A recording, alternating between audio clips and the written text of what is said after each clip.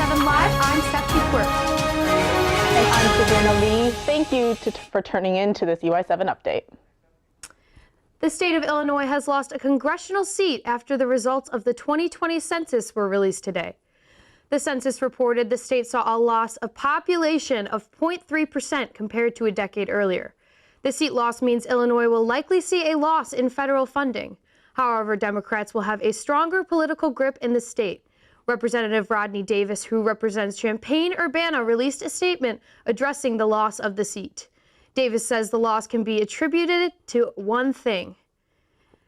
Quote, as state lawmakers determine the course for redistricting, I urge the Democrats to keep their word on supporting independent redistricting, particularly Governor Pritzker, who pledged to veto any partisan drawn map. The politicians in charge should not be using the census to pick their own voters and to protect their own power. As for the United States as a whole, the country's population saw an increase of 7.4% compared to the 2010 census. Champaign County reached a major milestone in the COVID vaccination effort over the weekend.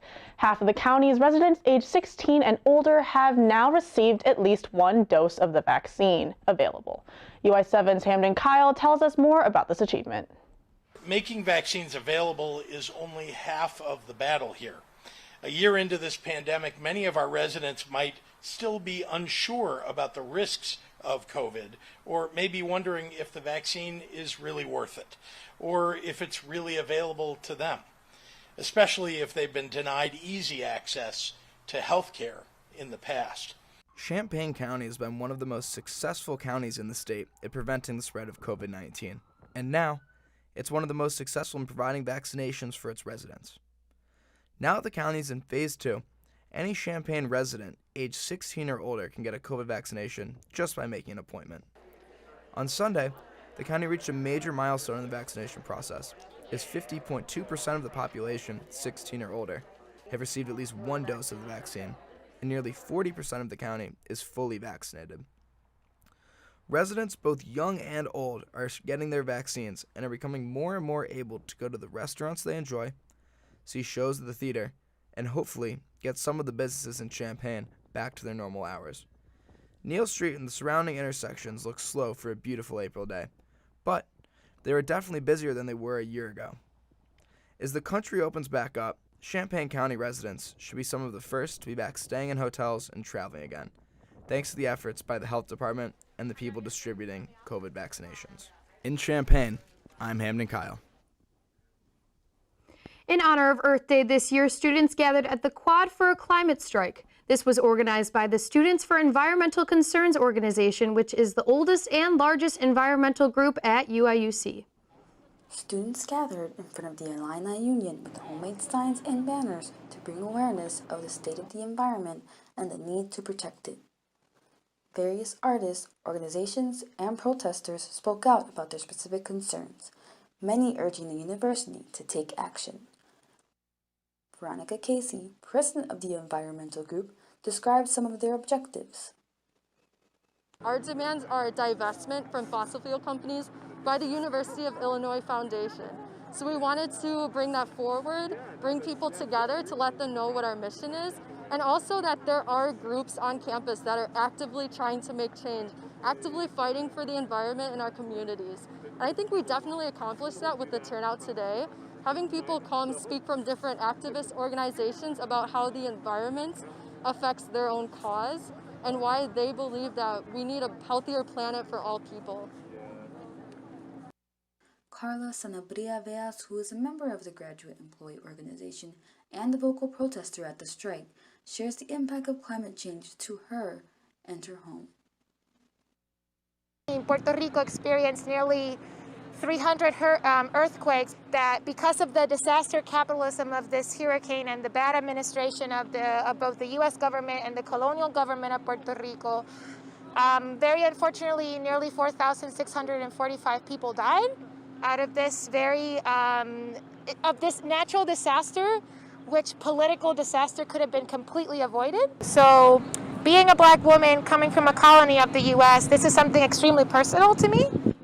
And I'm super excited to see all of this group of young students and people that are willing, just as we saw with the assassination of George Floyd, that we saw millions of people willing to even sacrifice their own well-being for the struggle against racism, to be here and say, this is unacceptable, we're not going to comply with it, and we're going to build a country and a world that puts people first.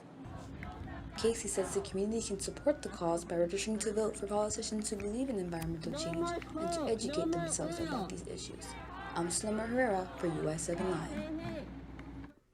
Anyone interested in learning more about the state of Puerto Rico and their concerns, visit their next event, which can be found on their Facebook page. Last night, the Oscars held their 93rd annual awards ceremony at Union Station in downtown Los Angeles, in person, loosely following COVID-19 restrictions. The show was held 2 months later than usual and at a different venue than previous years. Actors and celebrities were seen walking on the red carpet, mostly maskless, which was a different sight from previous award shows that have been held since the pandemic began. Regina King opened up the show with a statement regarding the verdict of Derek Chauvin's trial. Nomadland won 4 Oscars, including Best Picture and Best Director. Director of Nomadland, Chloe Zhao, is the first Asian woman to win the award. Yoon Ya-jung also made history by winning Best Supporting Actress, the first Korean woman and second Asian woman to win an acting award. Other award winners include Tyler Perry, who won the Humanitarian Award, as well as Daniel Kaluuya, who won Best Supporting Actor for his role in Judas and the Black Messiah. Now, Sabrina, did you see any of the films that were at the Oscars last night? No, I did not, but I do plan on watching Minari with my family when I see them over the summer. Well, thankfully, the weather has improved greatly since last week's snowfall. Sabrina will give us a look at the forecast for the next few days. That's right, Stephanie. Today we saw some of our warmest weather of the spring season yet, with a temperature high of 78 degrees, but tons of wind gusts to come along with it. Tonight, the weather will cool down a bit to about 75 degrees as the sun goes down, but there will still be some high winds throughout the night, and we can expect those to carry into the day tomorrow. Tomorrow, the high will be 85 degrees, which is expected to take the top spot for the highest temperature of the week. The warm weather will reach its peak before incoming thunderstorms expected for Wednesday and Thursday arrive. Don't forget to look out your windows tonight because you might catch a glimpse of the supermoon. Stephanie, are you planning on going to see the moon tonight? You know what, Sabrina? I'm not going out to see the moon, but I am unintentionally dressed for the occasion, as tonight we could get a glimpse of a pink supermoon. The moon won't actually be colored pink. It's just a reference to the spring season, but this month's full moon will be classified as a supermoon because it will appear bigger and brighter than usual, the result of the moon being slightly closer to Earth. NASA says that the moon will be at its fullest at 10:32 Central Time. If you miss it this time, don't worry because the next 2 full moons are going to be supermoons as well. Sabrina, what are we thinking about this moon? You going outside to see it or what? Honestly, I might. We'll see if I actually go out. I'm a little bit tired right now, but a supermoon seems really, really cool. I'm actually kind of sad it's not actually going to be pink. I really wanted to see a pink moon, but you know, we could always see the harvest moon whenever it shows up. You know what? I kind of agree with you because I have a pink shirt on, and it's actually my birthday tonight, and pink's my favorite color, but I guess we'll see. Did you guys know, though, that the downtown Champaign used to have 3 movie theaters? Tune in on Wednesday at 7 p.m. to hear the story of the Art Theater, which opened in 1913 and closed October 31st of 2019. UI7 had the chance to talk to David Kraft, the owner of the building the art is located in, about what the space means to him and what he hopes for its future. Well, that's all the time we have in the show for today. To follow us outside of Monday and Wednesday nights, be sure to take a look at our Twitter, Facebook, and Instagram. And for more content, check out our website at ui7live.com/WP. I'm Sabrina Lee. And I'm Stephanie Quirk. Thanks for tuning in and have a good night.